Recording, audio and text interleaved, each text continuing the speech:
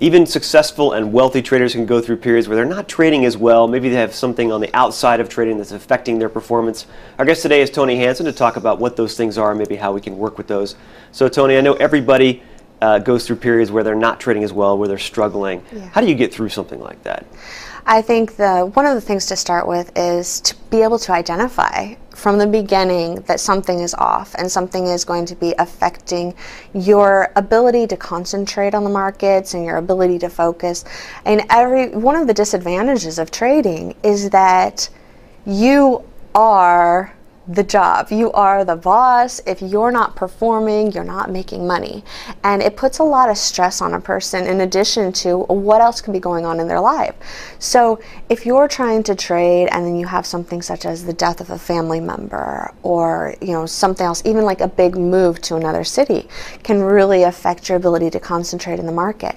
And if you just keep plowing along in the markets, a lot of times those outside emotions will spill over into what you're doing in the market, and you'll think that you can compartmentalize it, and some people do it to a better extent than others, but it can really exacerbate problems. It can make your losing streaks longer. It can make it more difficult to focus on taking the correct exits. So even if you're making money, you won't be performing necessarily as well as you would have otherwise. And a lot of times you can become stressed out about the fact that you need to be earning a living as all of these other things are going on. I mean, people in a regular career, they'll have a couple of weeks off during the year that they can take time to deal with situations. Well, if you're in the markets, one of the things that you need to do is you should plan that there's going to be periods in the year that you're just not going to be on top of things like you would any other time.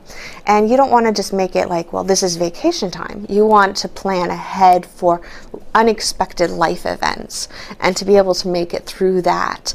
And I think a lot of traders really don't do that. They just come in and they just plug at it day after day, and that's their life, and then they get hit with something and it just can really throw them for a loop. So you have to kind of develop that mentality of more like any other career. So is part of your trading plan that, of course, everybody should have a written trading plan, do you say, I'm going to step away for a week, or I'm going to reduce my size by a half? What do you recommend?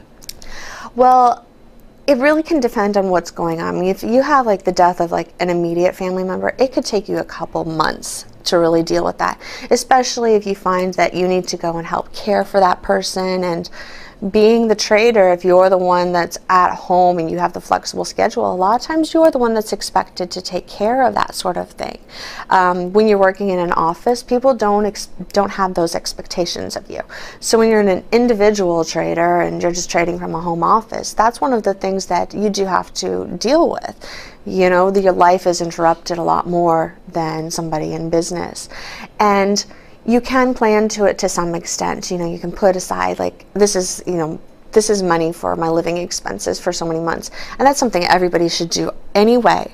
But a lot of times you feel like you're not being productive and that you need to be in the markets.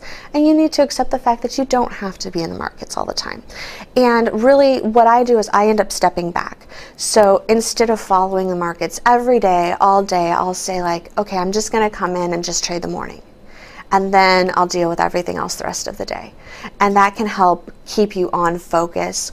Or you can back away and say, I'm just going to swing trade for the next couple of weeks, where I'm going to hold things for overnight plays instead of trying to follow everything all day. And so you can adjust your strategies to what's going on, and that's another way of really making things work. Tony, thanks for being here. You're welcome. You're watching the MoneyShow.com video network.